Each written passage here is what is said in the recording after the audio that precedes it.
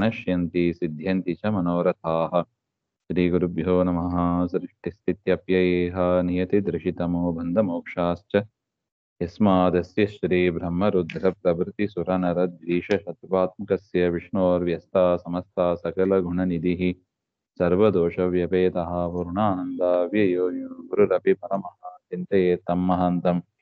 जन्माद्यस्य यतोऽन्वयादितरतश्चार्थेष्वभिज्ञस्वराट् तेने ब्रह्महृदाय आदिकवये मुह्यन्ति यं सूरयः तेजो वारिमृदां यथा विनिमयो यत्र त्रिसर्गो मृषा धाम्ना स्वेन सदा निरस्तकुहकं सत्यं परं धीमहि।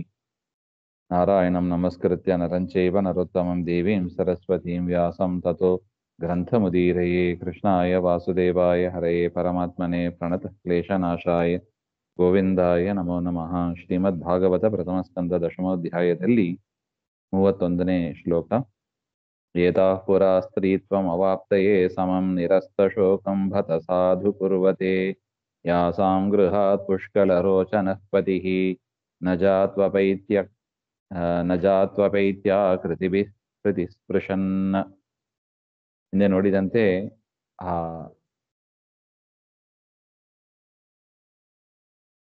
ಪಾಂಡವರ ಸ್ತ್ರೀಯರು ಅಂದ್ರೆ ಹಸ್ತಿನಾವತಿಯಲ್ಲಿರುವ ಸ್ತ್ರೀಯರು ಅವರು ಕೃಷ್ಣನನ್ನ ಸ್ತೋತ್ರ ಮಾಡ್ತಾ ಇದ್ರು.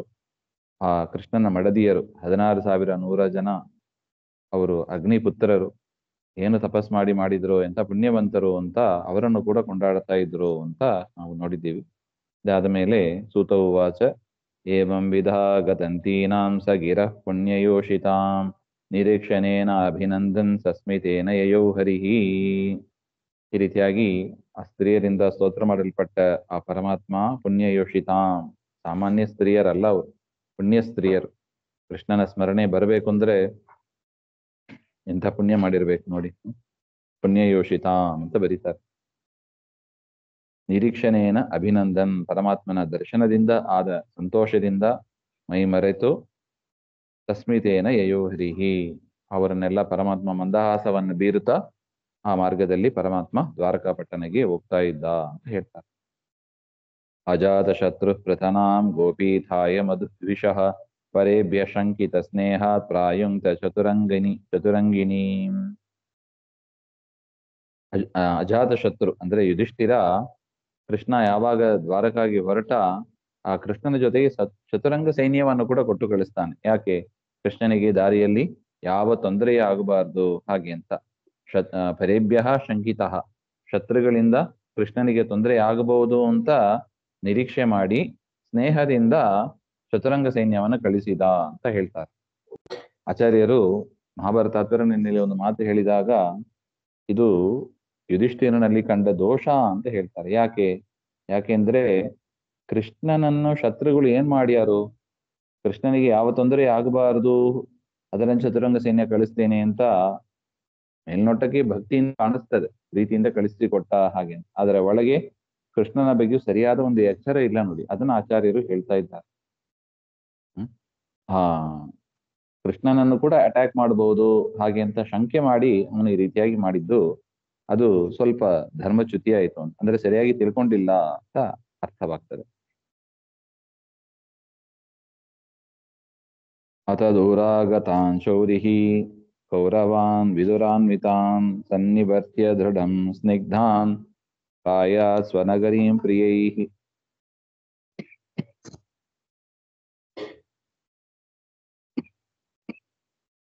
ಈ ರೀತಿಯಾಗಿ ಕೃಷ್ಣನನ್ನು ಹಿಂಬಾಲಿಸಿಕೊಂಡು ಪಾಂಡವರೆಲ್ಲ ಬಂದಿದ್ದಾರೆ.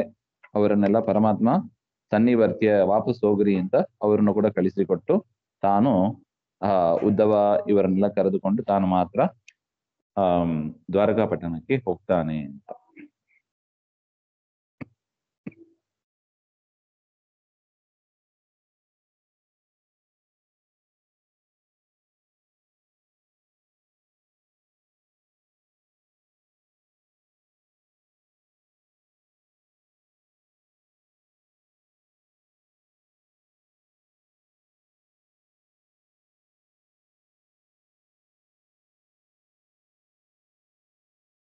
ಕುರುಜಾಂಗರ ಪಾಂಚಾಲಾನ್ ಶೂರಸೇನಾನ್ ಸಯಾಮುನಾನ್ ಬ್ರಹ್ಮಾವರ್ತಂ ಕುರುಕ್ಷೇತ್ರಂ ಮತ್ಸ್ಯಾನ್ ಸಾರಸ್ವತಾನಥ ಮರುಧನ್ವ ಮರುಧನ್ವಂ ಅತಿಕ್ರಮ್ಯ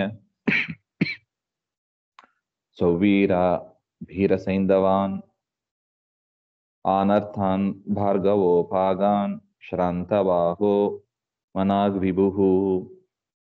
ಪರಮಾತ್ಮ ಯಾವ ದೇಶವನ್ನ ದಾಟಿಕೊಂಡು ಹೋದ ಅಂತ ಹೇಳ್ತಾರೆ. ಹಸ್ತಿನಾವತಿಯಿಂದ ದ್ವಾರಕಾಪಟ್ಟಣಕ್ಕೆ ಬರಬೇಕು. ಕುರುಜಾಂಗಲ, ಕುರುಕ್ಷೇತ್ರ, ಜಂಗಲ ದೇಶ, ಪಾಂಚಾಲ ದೇಶ, ಯಮುನಾ ನದಿಯ ತಟಗಳು, ಬ್ರಹ್ಮಾವರ್ತ, ಇನ್ನು ಕುರುಕ್ಷೇತ್ರ, ಮತ್ಸ್ಯದೇಶ, ಸಾರಸ್ವತಾನಕ, ಮರುಧನ್ವಂ ಅತಿಕ್ರಮ್ಯ, ಮರುಧನ್ವ ಕ್ಷೇತ್ರ, ಇದಕ್ಕೆಲ್ಲ ಈಗ ಏನು ಹೆಸರಿದೆ ಅಂತ ನೋಡ್ಬೇಕು. ಅನೇಕ ಕ್ಷೇತ್ರಗಳಿಗೆ ಹೆಸರು ಬದಲಾವಣೆ ಆಗಿಬಿಟ್ಟಿದೆ. ಕೆಲವುದು ಮಾತ್ರ ಹಂಗೆ ಉಳ್ಕೊಂಡಿದೆ. ಕುರುಕ್ಷೇತ್ರ ಈಗಲೂ ಸಿಗ್ತದೆ, ಹತ್ರ ಕೆಲವ್ದು ಮಾತ್ರ ಉಳ್ಕೊಂಡಿದೆ ಹೆಸರು. ಇನ್ನು ಆನರ್ಥಾನ್ ಅಂದ್ರೆ ದ್ವಾರಕಾದೇಶ, ಅಲ್ಲಿ ಉಪಾಗಾತ್ ಶ್ರಾಂತಬಾಹು ಮನಾಗ್ವಿಭುಃ, ಕುದುರೆಗಳಿಗೂ ಕೂಡ ಸ್ವಲ್ಪ ಶ್ರಾಂತ ಆಯಿತು. ಆ ರೀತಿಯಾಗಿ ಪರಮಾತ್ಮ ದ್ವಾರಕಾಪಟ್ಟಣಕ್ಕೆ, ಈ ದೇಶಗಳನ್ನೆಲ್ಲ ದಾಟಿ ದ್ವಾರಕಾಪಟ್ಟಣಕ್ಕೆ ಬಂದು ಸೇರಿದ ಅಂತ ಹೇಳ್ತಾರೆ. ತತ್ರ ತತ್ರ ಚ ತತ್ರತ್ಯೈಃ ಹರಿಃ ಪ್ರತ್ಯುದ್ಯತಾರ್ಹಣಃ ಸಾಯಂ ಭೇಜೆ ದಿಶಂ ಪಶ್ಚಾತ್ ಗವಿಷ್ಠೋಕಾಂ ಗತಸ್ತದಾ. ಈ ರೀತಿಯಾಗಿ ಪರಮಾತ್ಮ ಬೆಳಿಗ್ಗೆ ಹೊರಟ ಹಸ್ತಿನಾವತಿಯಿಂದ ಸಾಯಂಕಾಲದ ಹೊತ್ತಿಗೆ ದ್ವಾರಕಾಪಟ್ಟಣಕ್ಕೆ ಬಂದ. ಸಾಯಂ ಭೇಜೆ ದಿಶಂ ಪಶ್ಚಾತ್, ಸೂರ್ಯ ಸಮುದ್ರದಲ್ಲಿ ಸಾಯಂಕಾಲದಲ್ಲಿ ಮುಳುಗುವ ಸಂದರ್ಭ, ಅಂತಹ ಸಂದರ್ಭದಲ್ಲಿ ಕೃಷ್ಣ ದ್ವಾರಕಾಪಟ್ಟಣಕ್ಕೆ ಬಂದ ಅಂತ ಹೇಳ್ತಾ ಇದ್ದ.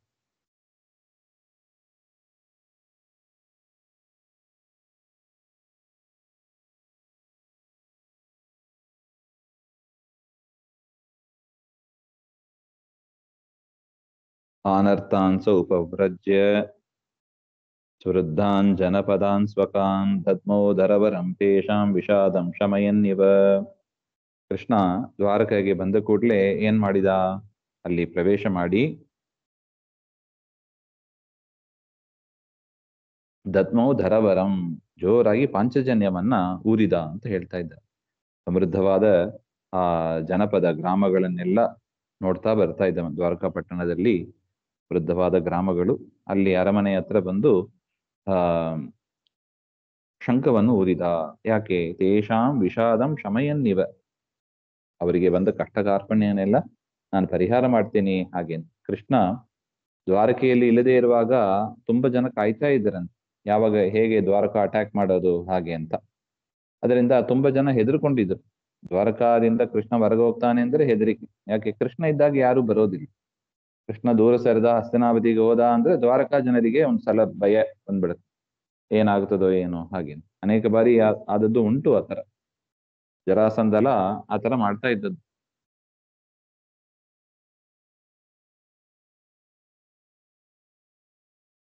ಸಾಲ್ವರಾಜನು ಹಾಗೆ ಒಂದ್ಸಲ ಮಾಡಿದ್ದು. ಈ ರೀತಿಯಾಗಿ ಪರಮಾತ್ಮ ತಾನು ಶಂಖಧ್ವನಿಯನ್ನ ಮಾಡಿ ನಾನು ಬಂದಿದ್ದೇನೆ ಹಾಗೆ ಅಂತ ಅಟೆಂಡೆನ್ಸ್ ಕೊಟ್ಟಾನೆ. ಅದರಿಂದ ಏನಾಯ್ತು? ಜನರಿಗೆ ಭಯ ಪರಿಹಾರ ಆಯ್ತು. ನಮ್ಮ ಸ್ವಾಮಿ ಬಂದ್ಬಿಟ್ಟಿದ್ದಾರೆ ಊರಿಗೆ ವಾಪಸ್ ಅಂದ್ರೆ ಜನರಿಗೆ ಅದೊಂದು ಸಂತೋಷ. ಉಚ್ಚಕಾಶೇ ಧವಳೋಧರೋಧರೋಪ್ಯುರುಕ್ರಮಸ್ಯಾಧರ ಶೋನ ಶೋನಿಮಾ ಧಾದ್ಮಾಯಮಾನ ಕರಕಂಜ ಸಂಪುಟೆ ಯಥಾಬ್ಜ ಷಂಡೇ ಕಲಹಂಸ ಉತ್ಸ್ವನಃ.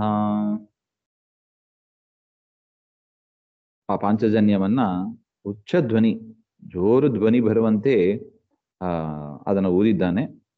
ಧವಲಂ ಶುಕ್ಲಂ ಉದರಂ, ಅದು ಬಿಳಿಯಾದ ಹೊಟ್ಟೆ. ಆ ಶಂಖದ ಮಧ್ಯಭಾಗ ಬಿಳಿಯಾಗಿ ಇರುತ್ತದೆ. ಸುತ್ತ ಕವಚ ಹಾಕಿರ್ತಾರೆ, ಮಧ್ಯದಲ್ಲಿ ಬಿಳುಪಾಗಿ ಇರ್ತದೆ ಅಂತಹ ಶಂಖ ಅದು. ಕೃಷ್ಣಸ್ಯ ಅಧರೋಷ್ಟಸ್ಯ ಶೋನೇನ, ಕೃಷ್ಣನ ಕೆಳೆತುಟಿಯ ಒಂದು ಕೆಂಪಾದ ತುಟಿ ಅದು. ಅದರ ಒಂದು ಸ್ಪರ್ಶದಿಂದ ಊದಿದರೆ ಭಾರಿ ಜೋರಾಗಿ ಶಬ್ದ ಬಂತು ಅಂತ ಹೇಳ್ತಾ ಇದ್ದ. ಅಬ್ಜ ಖಂಡೇ ರಕ್ತ ಕಮಲ ಸಮೂಹೇ ಸ್ಥಿತ ಉಚ್ಚಧ್ವನಿ ಕಲಹಂಸಃ. ಅದಕ್ಕೆ ಒಂದು ಉದಾಹರಣೆ ಕೊಡ್ತಾರೆ. ಅದು ಹೇಗಿತ್ತು ಅಂದ್ರೆ, ಕೆಂಪು ಕಮಲದ ಮಧ್ಯದಲ್ಲಿ, ಸರೋವರದಲ್ಲಿ ತುಂಬಾ ಕೆಂಪು ಕಮಲಗಳು ಇದೆ. ಅದರ ಮಧ್ಯದಲ್ಲಿ ಒಂದು ರಾಜಹಂಸ, ಬಿಳಿಯಾದ ರಾಜಹಂಸ ಇದ್ರೆ ಹೇಗಿರುತ್ತದೆ ಆ ತರ. ಪರಮಾತ್ಮನ ತುಟಿ ಕೆಂಪು, ಅದರ ಮಧ್ಯದಲ್ಲಿ ಬಿಳುಪಾದ ಶಂಖ. ಅದು ಹೇಗಿತ್ತು? ಕೆಂಪಾದ ಕಮಲಗಳ ಮಧ್ಯದಲ್ಲಿ ಬಿಳಿಯಾದ ರಾಜಹಂಸ ಇದ್ದರೆ ಹೇಗಿರುತ್ತದೋ ಹಾಗಿತ್ತು ಅಂತ ವೇದವ್ಯಾಸರು ಒಂದು ದೃಷ್ಟಾಂತ ಕೊಡ್ತಾ ಇದ್ರು. ತಮುಪಶ್ರುತ್ಯ ನಿನದಂ ಜಗದ್ಭವಭಯಾಪಹಂ ಪ್ರದ್ಯುದ್ಯಯು ಪ್ರಜಾ ಸರ್ವಾಹ ಭರ್ತೃದರ್ಶನಲಾಲಸಾಹ. ಆ ಧ್ವನಿಯನ್ನ ಕೇಳಿ ಜಗತ್ತಿನ ತಾಪವನ್ನ ನಾಶ ಮಾಡತಕ್ಕವ ಪರಮಾತ್ಮ. ಜಗತ್ ಭವ ಭಯಾಪಹಂ, ಜಗತ್ತಿನ ಸಂಸಾರ ಹುಟ್ಟು ಸಾವು ಎನ್ನುವ ಭಯವನ್ನ ದಾಟಿಸುವವ ಪರಮಾತ್ಮ. ಅಂತ ಪರಮಾತ್ಮನ ಧ್ವನಿಯನ್ನ ಕೇಳಿ ಜನರೆಲ್ಲ ಪ್ರತ್ಯಾಜಗ್ಮುಹು, ಕೃಷ್ಣನ ಹತ್ರ ಓಡಿ ಬಂದರಂತೆ. ಯಾಕೆ? ಭರ್ತೃ ದರ್ಶನ ಲಾಲಸಾಹ, ಸ್ವಾಮಿಯನ್ನ ಕಾಣಬೇಕು ಎನ್ನುವ ಉತ್ಸುಕತೆಯಿಂದ ಎಲ್ಲರೂ ಕೂಡ ಓಡಿ ಕೃಷ್ಣನನ್ನ ದರ್ಶನ ಮಾಡಿಕೊಂಡ್ರು ಅಂತ ಹೇಳ್ತಾರೆ. ಮುಂದಿನ ವಿಚಾರ ಮತ್ತೆ ನೋಡಿ. ಶ್ರೀಮಧ್ವಾಂತರ್ಗತ ಶ್ರೀಕೃಷ್ಣ ಅರ್ಪಣಮಸ್ತು.